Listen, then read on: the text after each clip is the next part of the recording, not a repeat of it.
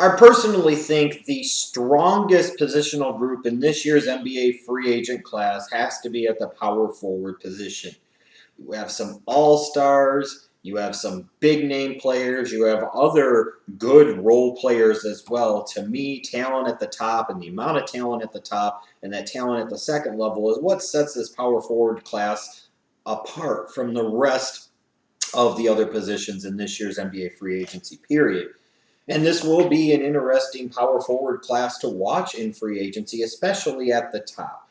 The number one, in my opinion, power forward available on the free agent market is LaMarcus Aldridge, the former Texas Longhorn. Has spent his entire career with the Portland Trailblazers. And by the way, you're welcome because John Paxson loved Tyrus Thomas. Fuck John Paxson. But now LaMarcus Aldridge has reached a crossroads in his career. He's played in Portland for many years, made a lot of money. I don't necessarily think he's unhappy there. I think he's okay with the organization, but maybe there's a feeling that Damian Lillard, and understandably so, especially from a endorsement standpoint, gets more love than a LaMarcus Aldridge, and maybe Damian Lillard is viewed more as the franchise player than a LaMarcus Aldridge, even though LaMarcus Aldridge has been the man there for several years longer than Damian Lillard has been there. And he looks at this point in time in his career, he's 29, he's going to be 30 this upcoming season, looking at the fact that Portland's gotten to a certain point, but they might not have that certain it factor or that flexibility to get to that next level. He might want to get out while the getting's good. This is part of the reason why he didn't re-sign a big deal last offseason, because he wanted to leave himself the option to pursue free agency to see what options were out there. And now, more and more as things go along in the process, it looks like LaMarcus Aldridge will indeed end up leaving the Portland Trailblazers, although that is not a 100% guarantee or certainty. Now, here's what I have trouble with when it comes to LaMarcus Aldridge. I think there are going to be a lot of potential suitors, but not necessarily a lot of great fits. And here's what I mean. I look at the Lakers. And while the Lakers will have the cap room in order to bring in a guy like LaMarcus Aldridge, and I think he would fit beautifully down there, and he might even have to play some five, mind you, but I think he would definitely be a boost to the Lakers for sure, along with Kobe and a backcourt that also features Jordan Clarkson and a D'Angelo Russell in the mix, a Julius Randle coming back since he missed pretty much all of his rookie year with a broken leg. It's a Lakers team that with the LaMarcus Aldridge looks a whole lot better, and at least for this upcoming season would be in the mix for being a playoff team in that good Western Conference. And long term, LaMarcus Aldridge could be in a situation where a team could still be built around him, where he could feel like he's the number one guy, at least maybe until a guy like a D'Angelo Russell took over the reins for him. The problem is, though, is if winning is important to you, why would you leave the Blazers, who at least make the playoffs every year, to go to the Lakers, who aren't?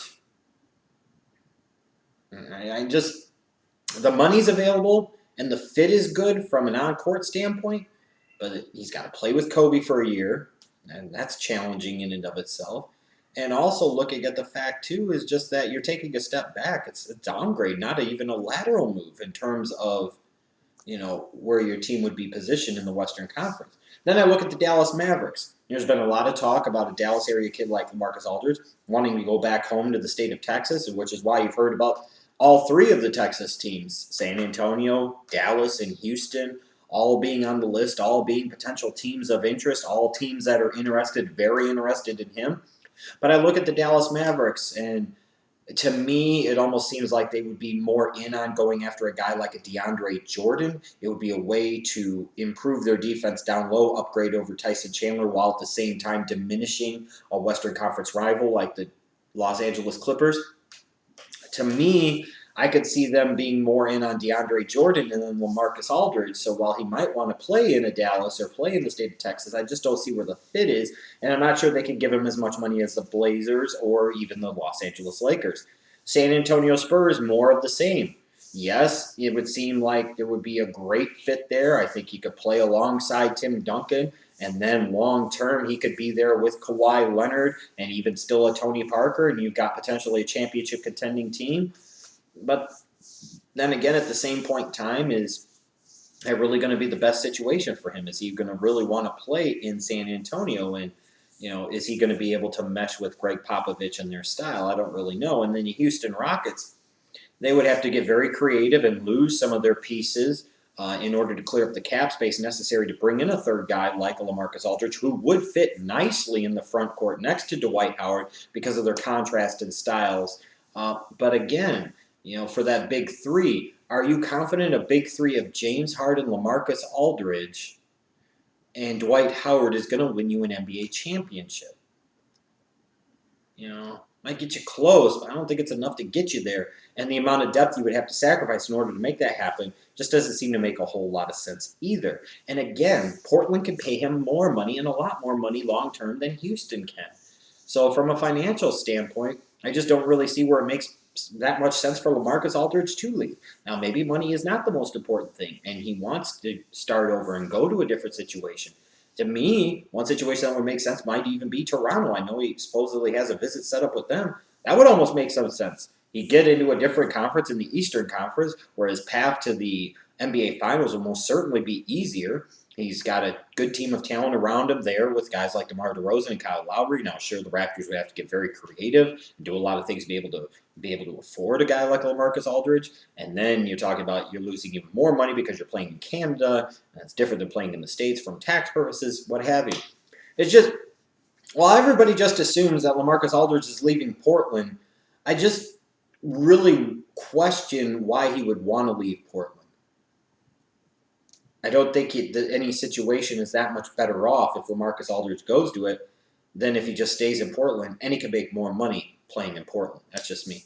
I think Kevin Love ultimately will resign with Cleveland, although a team like the Lakers could come sniffing. A team like Portland could potentially come sniffing as well. At the end of the day, I think Kevin Love realizes that last season didn't go as well as it could have for him, and that he's going to want to maybe be in a situation where he could re-sign for another year, get paid well, but also position himself well to hit the open market again next year in free agency again, as I've talked about in the other videos, where the TV revenue is going to increase exponentially, meaning that the salary cap is due to explode.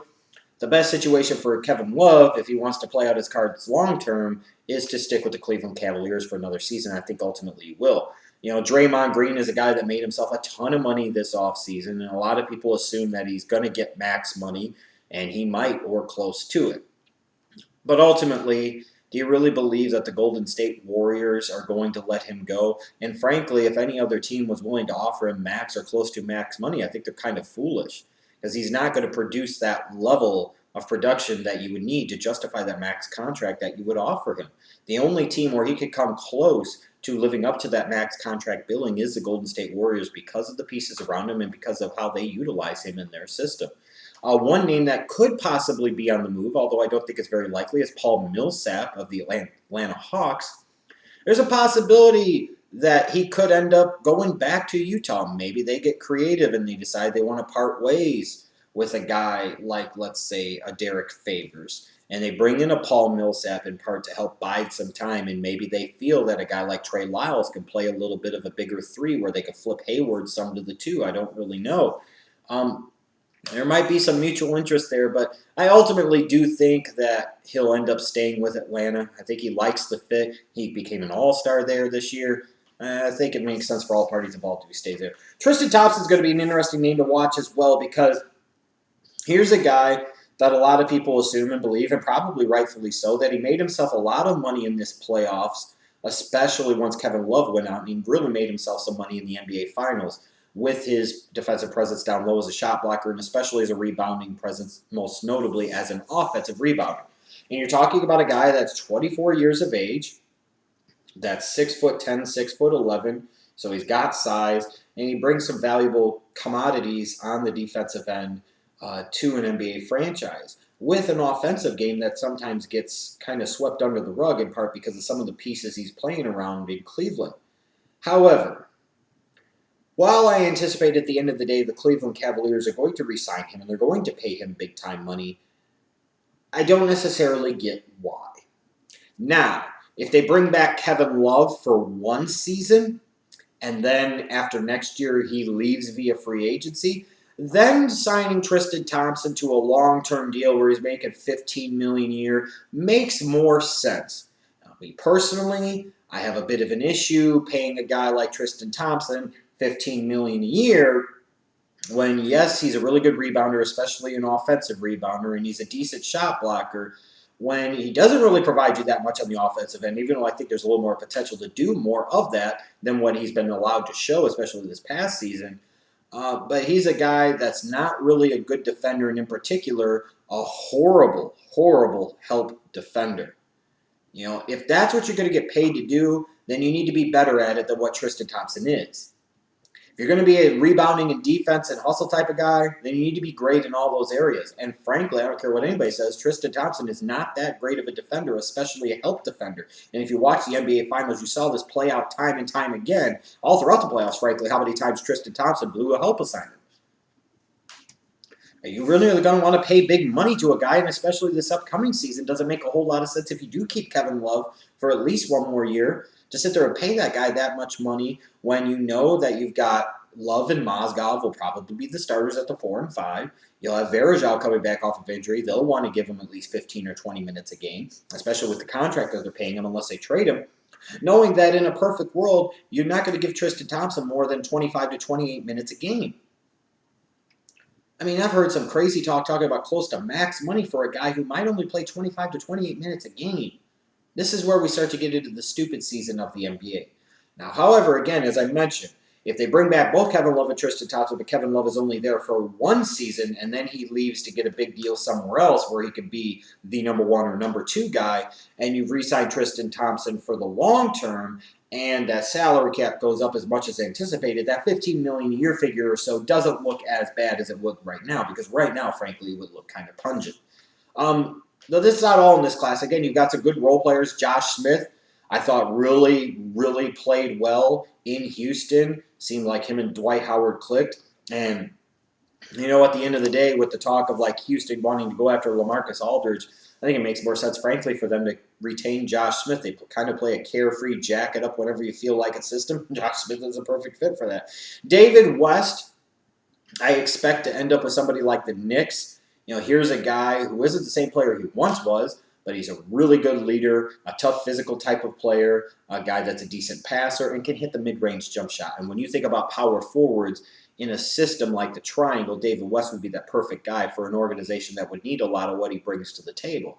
Thaddeus Young, I would assume, is going to re-sign with the Brooklyn Nets. He was a good get for them in a trade with the Timberwolves where they sent Garnett packing. Thaddeus Young was a good get, and I expect them to bring him back. This is a really good, again, power forward class this year for free agency. You've got role players like Jordan Hill and Amir Johnson.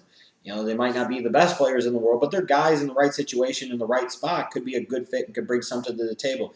I'm going to have a lot of interest in what goes on with these power forwards, especially LaMarcus Aldridge, because, like I said, to me, I have trouble really figuring out what's a perfect fit for him. And I just wonder, with all the talk about he's already told the Blazers that he's done with them, with all the talk that he has no interest in going back to them, I wonder if the process goes along, if he will be more interested in returning to the Portland Trail Blazers. He may not.